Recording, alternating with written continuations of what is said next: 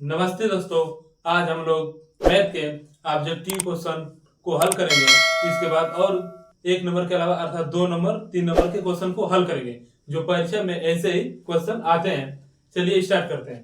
Question number पहला बोल रहा है बहुपद x square minus 2x minus 3 के मूल के शून्य है। Option number A B C हम लोग देखेंगे।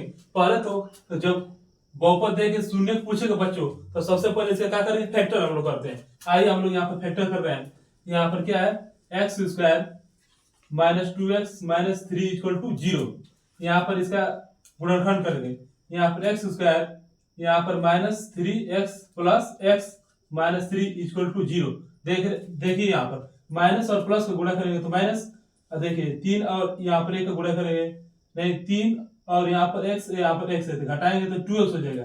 ठीक, इस प्रकार से इन दोनों में क्या कॉमन है, यहाँ पर x, यहाँ पर हो जाएगा x माइनस 3 और देखिए यहाँ पर क्या कॉमन है, तो यहाँ पर 1 कॉमन है प्लस 1 तो यहाँ पर हो जाएगा x माइनस 3 इक्वल टू 0। जब हमारा x माइनस 3 और x माइनस 3 यहाँ पर आ जाएगा तो हमारा फैक्टर या गुणनखंड क्या है, सही है। इस प्रकार इन दोनों में से किसी एक को लिख लेंगे। यहाँ पर x माइनस 3 और इसके बाद इसको और इसको x plus 1 equal to 0। x minus 3 equal to 0 एक बार लिखेंगे, फिर x प्लस 1 इक्वल टू एक बार क्या लिखेंगे, 0। इस प्रकार से x इक्वल टू हो जाएगा 3 कामा x इक्वल टू हो जाएगा माइनस 1। इस प्रकार से बच्चों हमारा आंसर क्या आ गया, यहाँ पर 3 और यहाँ पर माइनस 1। ऑप्शन में कहाँ पर है 3, देखिए यहाँ पर क्या है प्लस 3, यहाँ पर क्या है माइनस 1। इस प्रकार से हमारा ऑप्शन नंबर क्या है, सी सही है। क्वेश्चन नंबर दूसरा करें समीकरण x plus y equal to 2 व x minus y equal to 2 का हल होगा। ठीक बच्चों, इसको हम लोग यहाँ पर हल कर ले रहे हैं। आइए यहाँ पर हम लोग हल करते हैं। दिया है x plus y equal to 2, यहाँ पर दिया है x minus y equal to 2। इसको मान लेंगे इक्वेशन नंबर फर्स्ट, इसको मान लेंगे इक्वेशन नंबर सेकेंड। ठीक, इसके बाद इसको आप जोड़ सकते हैं या घटा सकते हैं। चलिए हम जोड़ रहे हैं। यहाँ पर क्या है 1x, यहाँ पर 1x तो जुटेगा तो 2x, यहाँ पर प्लस y माइनस y तो ये क्या हो जाएगा कैंसिल, इक्वल टू 2 2 4। इस प्रकार x इक्वल टू 4 अपान 2, यहाँ पर क्या है गुणा तो यहाँ पर भाग तो कटाएंगे तो क्या हो जाएगा 2। यहाँ पर क्या आ गया x बराबर क्या आ गया 2। x का मान समीकरण पहला या दूसरा में आप रख लीजिए। चलिए हम पहला में रख रहे हैं x प्लस वाई बराबर 2। x का मान क्या है 2 प्लस वाई बराबर 2। यहाँ पर हो जाएगा y इक्वल टू 2, यहाँ पर क्या है प्लस 2 तो इधर जाएगा तो माइनस 2। y इक्वल टू 2 में से 2 जाए 0, अर्थात हमारा आंसर क्या आ गया, एक x का मान क्या है 2, y का मान 0। तो ऑप्शन में देखेंगे 2 और 0 का है। यहाँ पर देखिए x बराबर माइनस 2, x बराबर क्या है यहाँ पर 2। ठीक, x बराबर क्या है यहाँ पर आया 2, y बराबर क्या है 0। इस प्रकार ऑप्शन नंबर हमारा सी क्या है, सही है। क्वेश्चन नंबर 3 तरह यदि द्विघात समीकरण x square plus 6x plus के इक्वल टू 0 के मूल बराबर हैं तो के का मान होगा। बच्चों इसको यहाँ पर हम लोग हल कर रहे हैं। चलिए इसको हल करते हैं। कह रहा है कि कितना दिया है, समीकरण दिया है यहाँ पर x square plus 6x plus के इक्वल टू 0। ठीक, सबसे पहले जब यहाँ पर दिया है मूल बराबर या मूल क्या दिया है समान, तो सबसे पहले हम लोग बी स्क्वायर माइनस 4ac से क्या करेंगे, तुलना करेंगे। अर्थात लिख लेंगे b square minus 4ac equal to 0, क्या कर देंगे, तुलना कर देंगे। तो बच्चों यहाँ पर हम सबसे पहले a का मान निकालेंगे। a का मान क्या है, यहाँ पर 1 है, b का मान क्या है प्लस 6 है, c का मान क्या है k है। यहाँ पर चलिए रख रहे हैं हम लोग। यहाँ पर b का मान क्या है प्लस 6, तो 6 का वर्ग करेंगे माइनस 4 गुणे a का मान क्या है 1 गुणे c का मान क्या है k इक्वल टू 0। देखिए 6 का स्क्वायर है तो क्या हो जाएगा 36, माइनस 4 का 1 में गुणा करेंगे तो 4। ठीक, उसके बाद k इक्वल टू 0। ठीक, इस प्रकार से यहाँ पर हो जाएगा minus 4k equal to 0।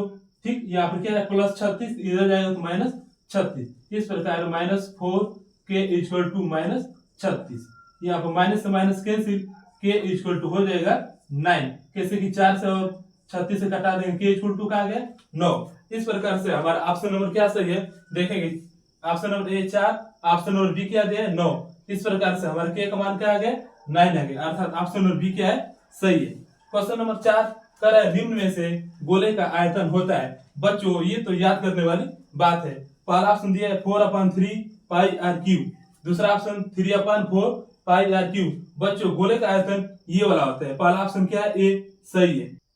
Question number 5 कह रहा है यदि एक समांतर श्रेणी का सर्वांतर डी सर्वांतर -4 तथा 10वां पद -7 हो तो श्रेणी का प्रथम पद अर्थात प्रथम पद ए का मान पूछ रहा है बच्चों। ठीक, इसको यहाँ पर हम लोग हल कर रहे हैं। ठीक, कर रहा है देखिए ए का मान निकालना है, डी का मान क्या दिया है, सर्वांतर को बोलते हैं डी का -4। अब देखिए क्या बोला, 10वां पद क्या दिया -7, तो 10वां पद हम लोग निकालेंगे तो a + n - 1 इंटू डी। ठीक, अब देखिए a प्लस 10वां पद अर्थात 10 - 1 यहाँ पर हो जाएगा डी, इसको घटाएंगे a प्लस 10 में से 9 डी। ठीक, अब देखिए यहाँ पर क्या हो गया, a प्लस 9 डी। ठीक, अब देखिए यहाँ पर हम निकाले 10वां पद कितना दिया है तो रख लेंगे -7, यहाँ पर -7 तो -7। अब देखिए a प्लस 9 डी का मान क्या दिया है यहाँ पर -4।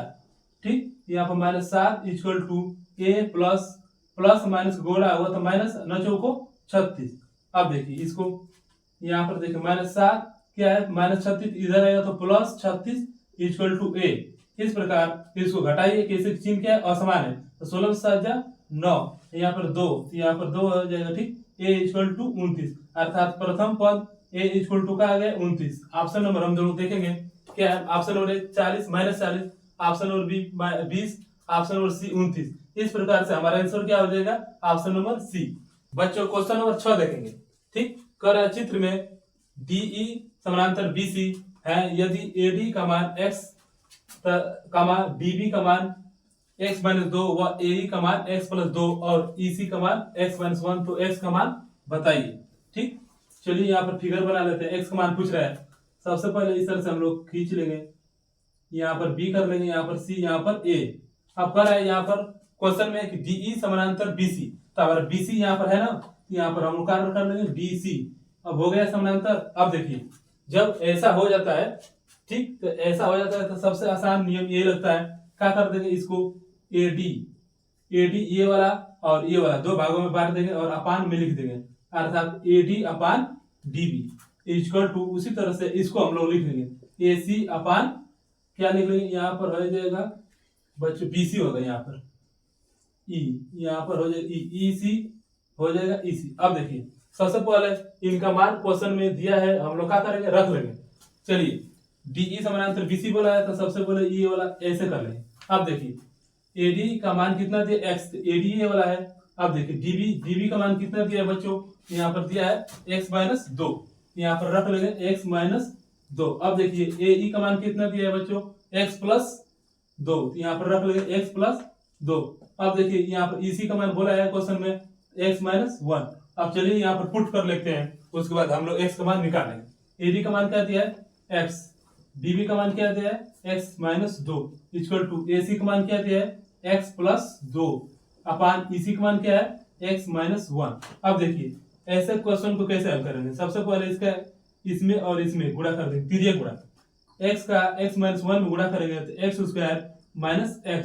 अब देखिए यहाँ पर x-2 x+2, जब ये वाला क्या है a - b फॉलो कर रहा है, अर्थात a + b में a - b जब होता है तो किसका फार्मूला होता है बच्चों, तो a² - b²। इस प्रकार से हमारे यहाँ पर क्या हो जाएगा x² - b अर्थात 2 का वर्ग। चलिए x² यहाँ पर -x तो -x। अब देखिए यहाँ पर क्या है +x, इधर आएगा तो -x²। इसके बाद इक्वल टू यहाँ पर माइनस क्या हो जाएगा, 2 का वर्ग का होता है 4। चलिए ठीक, यहाँ पर देखिए कुछ भी नहीं है तो क्या चिन्ह है प्लस, यहाँ पर -x², यहाँ पर +x² कट जाएगा, यहाँ पर बचा का -x इक्वल टू -4। अब देखिए माइनस से माइनस हमारे कैंसिल, x का मान क्या आ गया 4। बच्चों ऑप्शन में क्या दिया है, a क्या दिया है 2, ऑप्शन नंबर b क्या दिया है 4। इस प्रकार से ऑप्शन नंबर b सही हो जाएगा। अब क्वेश्चन नंबर हम 7 हल करेंगे। कर रहा है क्वेश्चन नंबर 7 यहाँ पर हल करेंगे। कर रहा है कास स्क्वायर 30 अंक माइनस साइन स्क्वायर 60 अंश प्लस 2 गुणे काट स्क्वायर 45 अंश इक्वल टू क्वेश्चन मार्क। चलिए कास 30 अंश का मान क्या होता है, तो अंडर 3/2 होता है बच्चों। स्क्वायर है तो यहाँ पर क्या कर लेंगे स्क्वायर, यहाँ पर माइनस है तो माइनस, साइन स्क्वायर 60 अंश का मान होता है √3/2। यहाँ पर वर्ग है तो वर्ग। अब देखिए यहाँ पर प्लस है तो प्लस 2 गुणे काट 45 अंश का मान होता है बच्चों 1, और यहाँ पर क्या है स्क्वायर, तो इसलिए यहाँ पर क्या कर देंगे स्क्वायर। चलिए यहाँ पर हम लोग देखेंगे, यहाँ पर क्या है √3/2, यहाँ पर √3/2, यहाँ पर स्क्वायर, यहाँ पर स्क्वायर, यहाँ पर क्या है माइनस, यहाँ पर कुछ भी नहीं तो plus.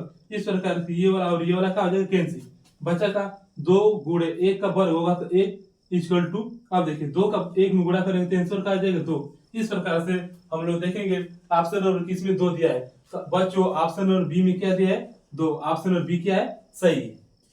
Question number 8, question number 8 बोल रहा है मैदान में खड़ी एक कार का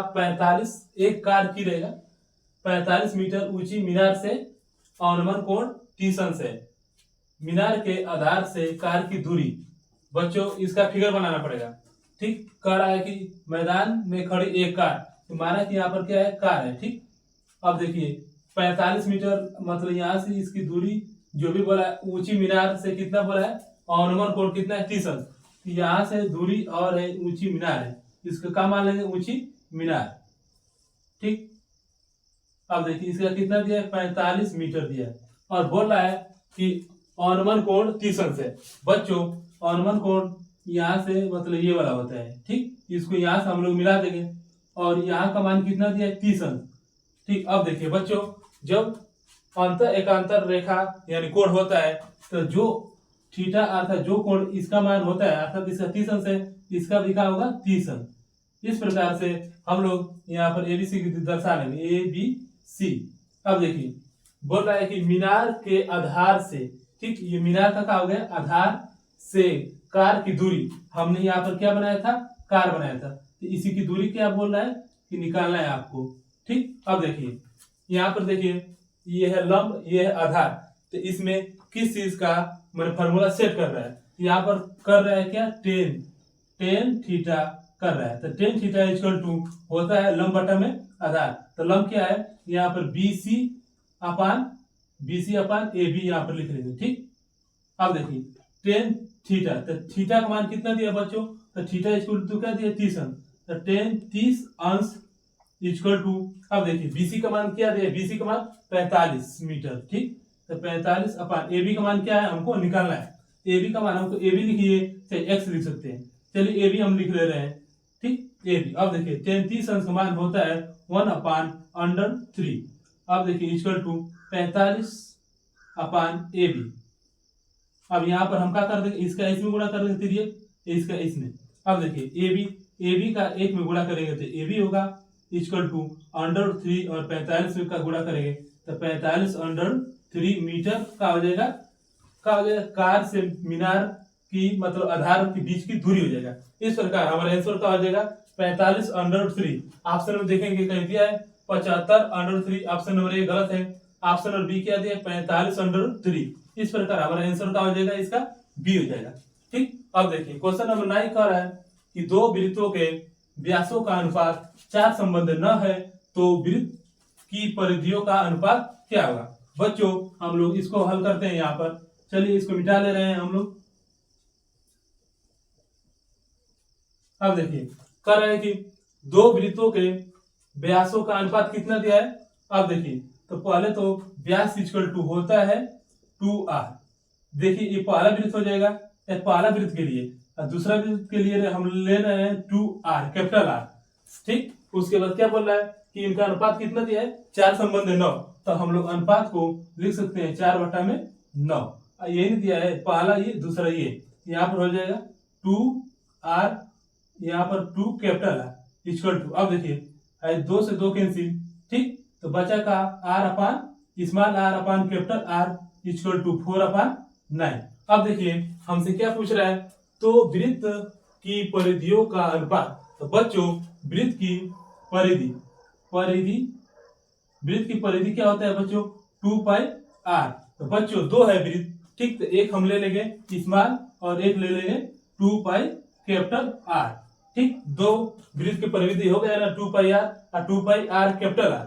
ठीक, अब देखिए कह रहा है कि इनका अनुपात क्या होगा, तो हमको बच्चों यहाँ पर स्मॉल आर और कैपिटल आर का मान क्या दिया है 4/9। तो यहाँ पर देखिए 2 पाई से 2 पाई कैंसिल, इसी का मान दिया है यहाँ पर क्या दिया है 4/9। यहाँ पर हम लोग लिख सकते हैं R small R upon capital R equal to का 4/9। और इसी का अनुपात में पूछ रहा था कि परिधियों का अनुपात बताइए। इस प्रकार हमारा आंसर क्या आ गया 4/9। हम लोग ऑप्शन में देखेंगे ए क्या दिया है 3 संबंध 2 संबंध 3 और सी का मान क्या दिया है 4 संबंध 9। इस प्रकार हमारा आंसर का आ जाएगा सी।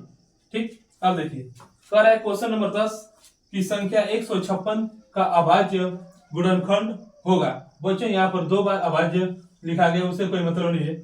चलिए यहाँ पर सबसे पहले इसका फैक्टर करेंगे हम लोग। ठीक, चलिए फैक्टर करते हैं। तो इसका फैक्टर करेंगे तो 2 गुणे 2 गुणे 3 गुणे 13 हो जाएगा। देख लीजिए 2 दूनी के 4, 4 3 12, अब 12 का 13 में गुणा करेंगे 13 दूनी के 26, कैरी कितना है 2, 13 का में 13, 13 2 15, आ गया ना 156। इस प्रकार से हमारा क्या हो जाएगा 2 गुणे 2 गुणे 3 गुणे 13। ऑप्शन में हम लोग देख लेंगे, यहाँ पर देखिए 2 गुणे 3 गुणे 13 नहीं मिल रहा है। ठीक, दूसरा तो देख लेंगे 2 गुणे 2 है और 3 गुणे 2। ठीक, इसका मतलब चलिए इसको पावर में दिया है, इसको लिख ले रहे हैं हम लोग। 2 का पावर का आ जाएगा 2 गुणे 3 गुणे 13। ऐसा देखिए कहीं मिल रहा है तो ऑप्शन नंबर डी में मिल रहा है। देखिए 2 का पावर 2 तो 2 का पावर 2 गुणे 3 गुणे 3 गुणे 13। इस प्रकार हमारा ऑप्शन नंबर क्या सही है डी। क्वेश्चन नंबर 11 करा यदि गोले की त्रिज्या को दोगुना कर दिया जाए तो इसके पृष्ठीय क्षेत्रफल में होने वाली प्रतिशत वृद्धि बताइए। बच्चों प्रतिशत वृद्धि क्या होगा, चलिए करा त्रिज्या यहाँ पर हल कर ले। ठीक, त्रिज्या क्या है, अब देखिए कर है दुगुना तो ऐसा आर होता है ना त्रिज्या तो 2r। ठीक, दुगुना हो गया। कर है कि इसके पृष्ठीय क्षेत्रफल में होने वाले प्रतिशत वृद्धि। अब देखिए इसका पृष्ठीय क्षेत्रफल होता है गोले का 4 पाई आर स्क्वायर। ठीक, अब देखिए यहाँ पर हम मान रखेंगे तो 4 पाई आर का मान क्या दिया त्रिज्या क्या दिया है तो 2r, तो यहाँ पर हो जाएगा 2r का स्क्वायर।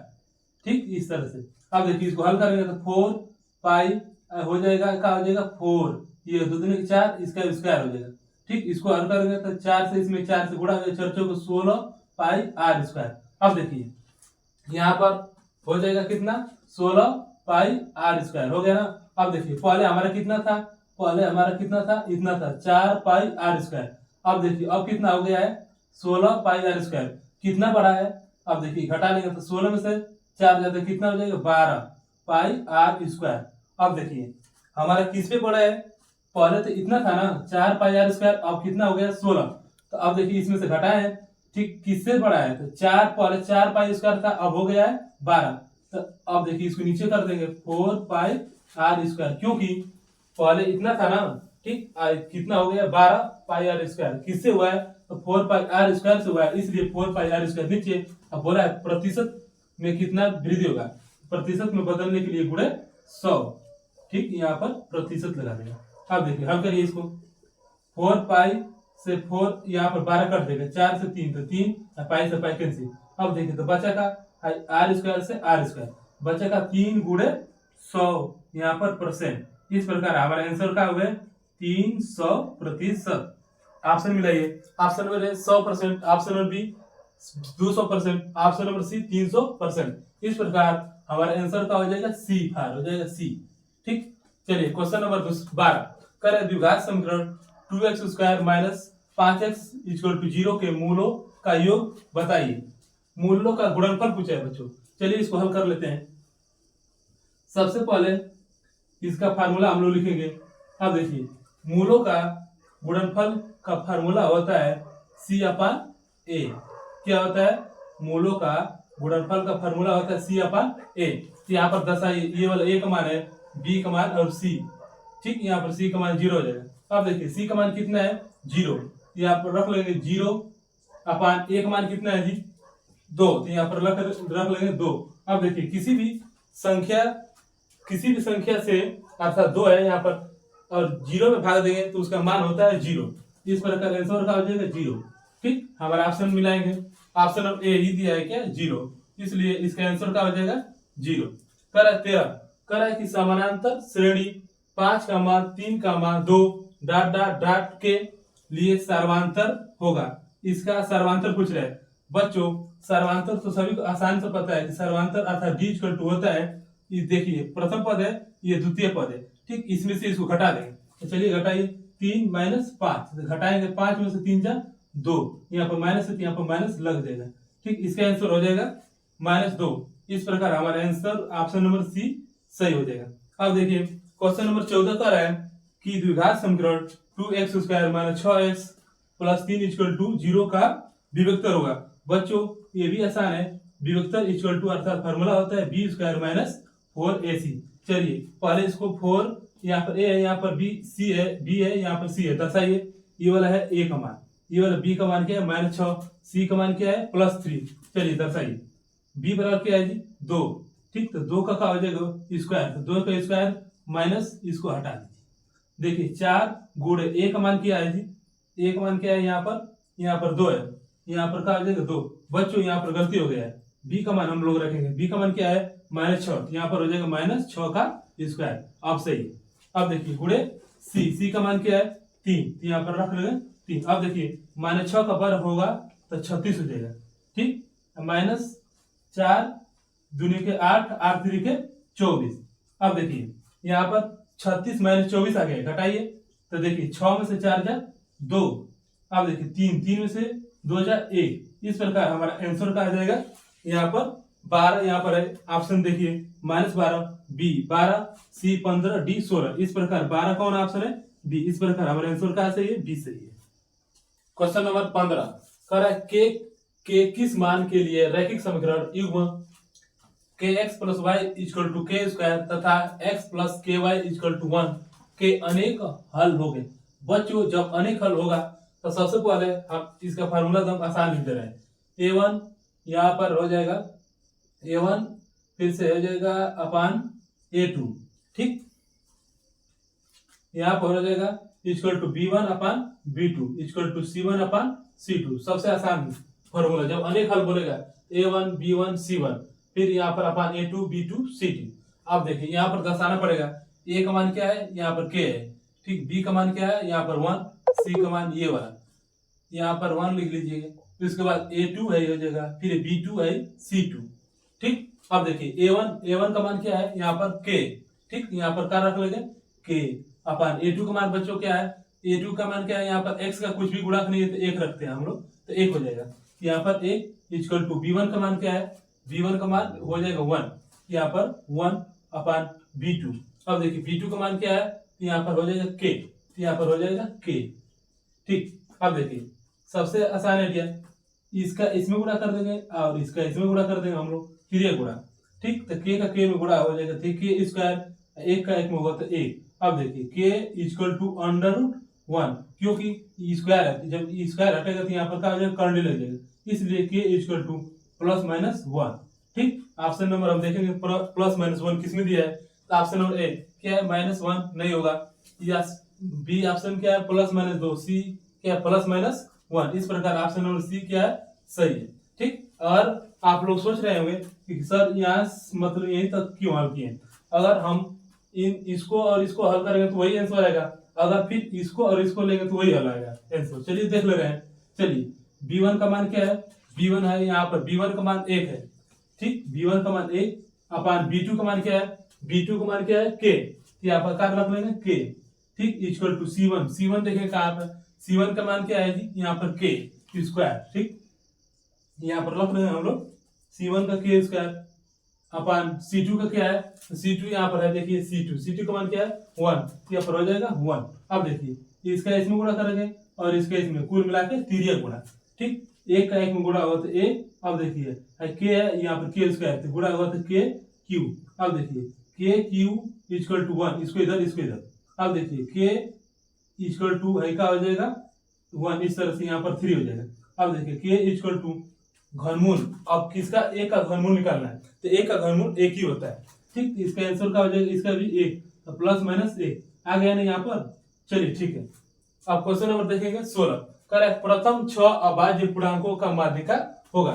चलिए इसको पहले मिटा ले रहे हैं हम लोग।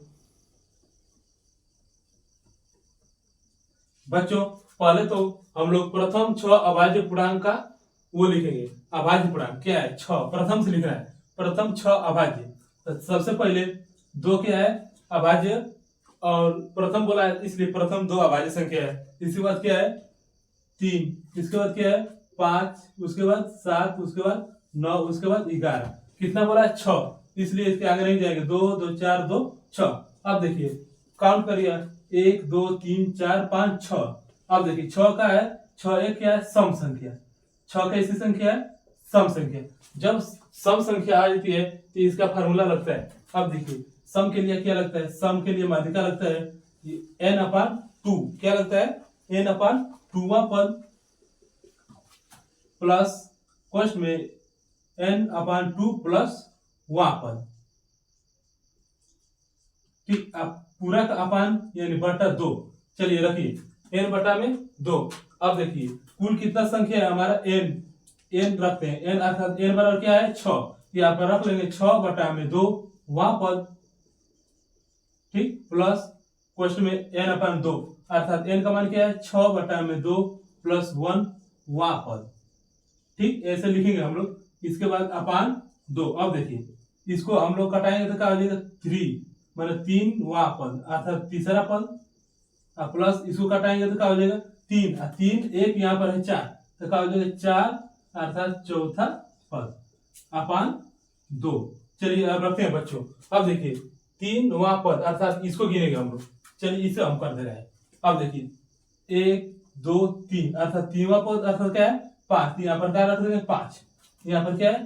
प्लस। अब देखिए 4 अर्थात यहाँ पर क्या है? 1 2 3 4 अर्थात ये वाला ना, तो 7। यहाँ पर क्या रख देंगे? 7 अपान क्या है? 2, तो यहाँ पर 2।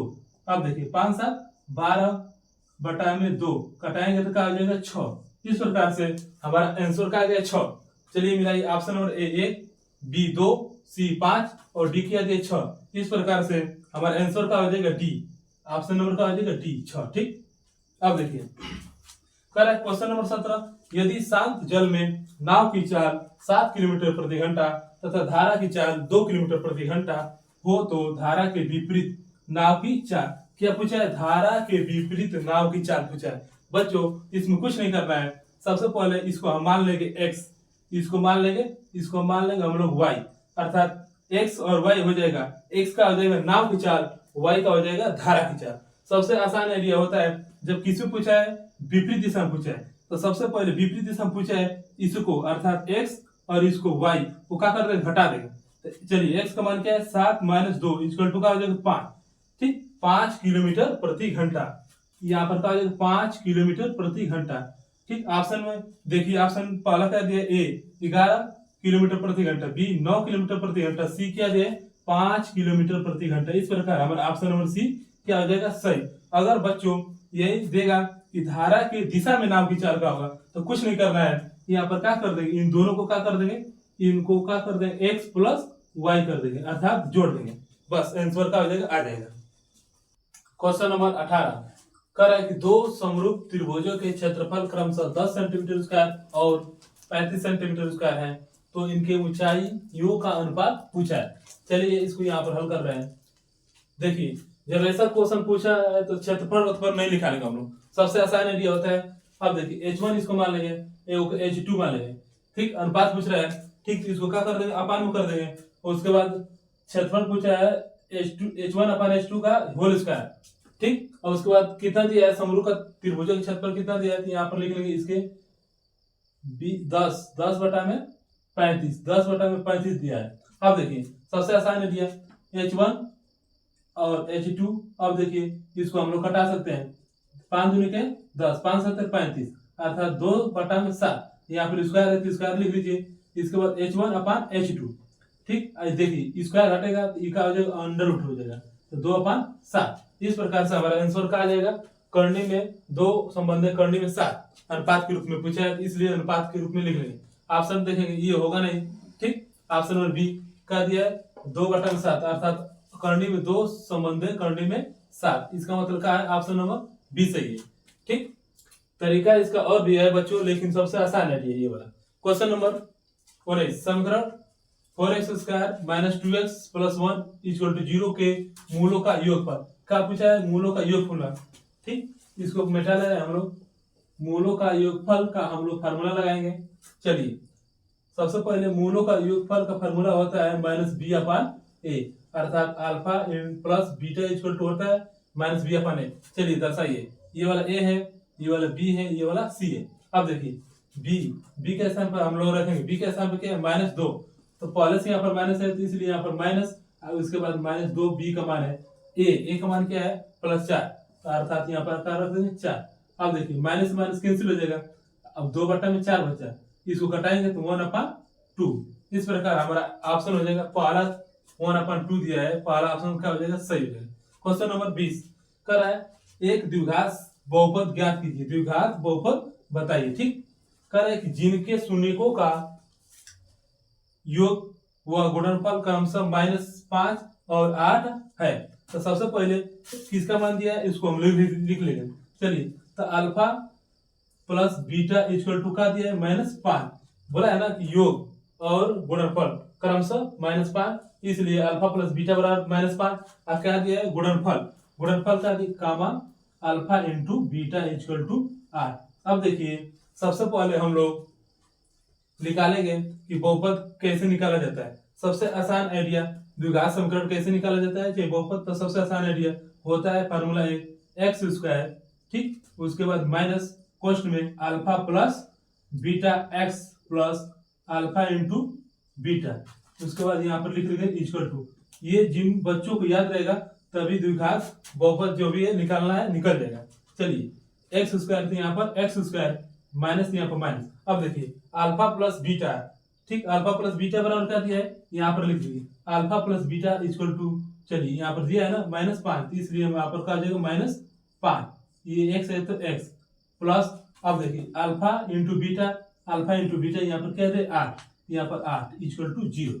अब देखिए एक्स स्क्वायर माइनस का माइनस में गुणा हुआ तो क्या हो जाएगा +5x प्लस 8 इक्वल टू 0। इस प्रकार क्या हो जाएगा, द्विघात समीकरण मिल गया, अर्थात मिलाएंगे हम लोग। एक्स क्यूब पहले तो ये होगा नहीं, ठीक, कैसे कि यहाँ पर एक्स स्क्वायर है। अब देखिए option number B, x square plus 5x minus 8, यहाँ पर क्या है प्लस क्या है 8, इस प्रकार ये भी गलत हो जाएगा। ऑप्शन नंबर सी क्या दिया है, x square plus 8x plus 5 equal to 0। X square plus 5x plus 8 है, लेकिन ये इधर का उधर हो गया।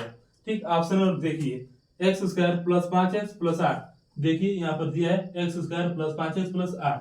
चलिए इस प्रकार से हमारा ऑप्शन नंबर क्या सही है, डी सही है। ठीक, क्वेश्चन 21 कर रहा है, सिद्ध कीजिए कि 7 प्लस अंडर 3 एक अपरिमेय संख्या है। बच्चों ये वेरी वेरी इंपोर्टेंट है, ये हमेशा आता है, आएगा भी, बस फर्क रहेगा यही कि कॉर्डी में 3 देगा, ठीक, या तो इस तरह से दे देगा। चलिए हम लोग इसको लगाते हैं।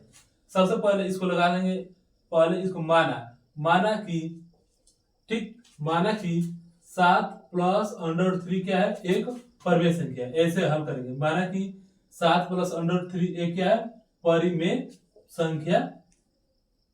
संख्या है। ठीक, अब इसके बाद हम लोग जैसे हम हल कर रहे हैं वैसे ही आपको उसमें लिख रहे हैं। ठीक, उसी के बाद क्या होगा, नंबर मिलेगा।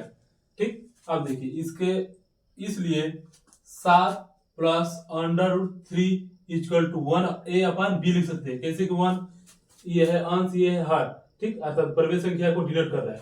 चलिए फिर यहाँ पर लिखेंगे, जैसे जैसे लिखा जा रहा है यहाँ पर वैसे वैसे लिखना है। फिर लिखेंगे कोष्टक में, ठीक, जहां a कामा b क्या है, पूर्णांक है, जहां a कामा b क्या है, पूर्णांक है। लेकिन यहाँ पर लिख लीजिए लेकिन b इक्वल टू नॉट 0, अर्थात b का मान 0 नहीं होना चाहिए। ठीक, इसके बाद हम लोग आगे लिखेंगे। अब देखिए 7 plus under 3 equal to 1 upon a।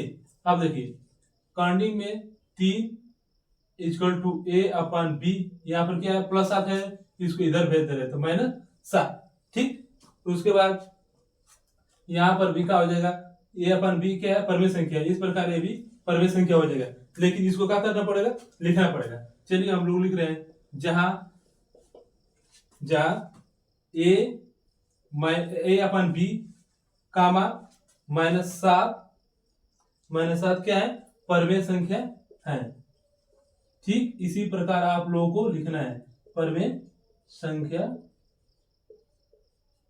है। ठीक इस प्रकार यहां से लिख लीजिए, चाहे यहां से आप लोग लिख लेंगे, जैसे सही सही सुंदर सुंदर लिखेंगे तो अति क्या रहेगा, बेहद रहेगा। इसलिए चाहे इस प्रकार इसका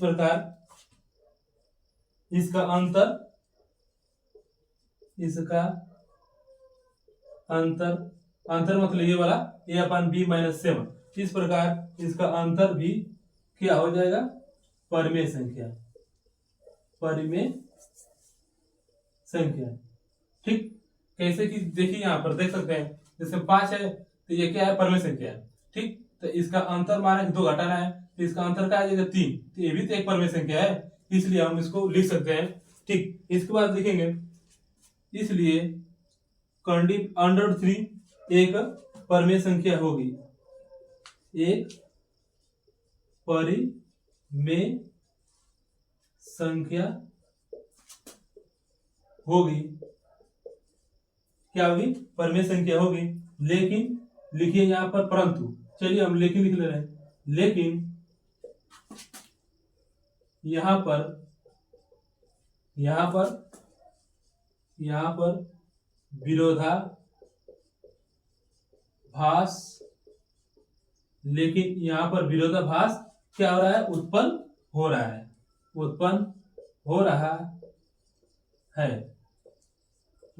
रहा है, क्योंकि करनी में 3 का मान नहीं निकलेगा, तो वैसे क्या अपरिमेय संख्या। ठीक विरोधाभास उत्पन्न हो रहा है, इस प्रकार चाहिए। अतः यहां से ऐसे लिखेंगे, जैसे जैसे हम लोग लिखे हैं ऐसे ऐसे वहां पर पेपर में लिखना है। अतः 7 प्लस करनी में 3 क्या है, एक अपरिमेय संख्या है, एक अपरिमेय संख्या है। करनी में 7 ये क्या अपरिमेय संख्या है। इस प्रकार हम लोग यहाँ पर लिख सकते हैं, यहाँ पर लिख लीजिए सीधे। ठीक ऐसे जैसे लिखा गया वैसे ही लिखना है, तब जाके नंबर मिलेगा। इस प्रकार से हम लोगों ने परीक्षा में आने वाले संभावित प्रश्नों को हल कर दिया। ये हर साल ऐसे क्वेश्चन आते हैं, ये वाला तो बहुत अति महत्वपूर्ण था, समझिए कि बस अंक चेंज कर देगा या ऐसे कर देगा। ठीक इस प्रकार से हम लोग अगले वीडियो में मिलेंगे। बस आज के लिए इतना ही, धन्यवाद।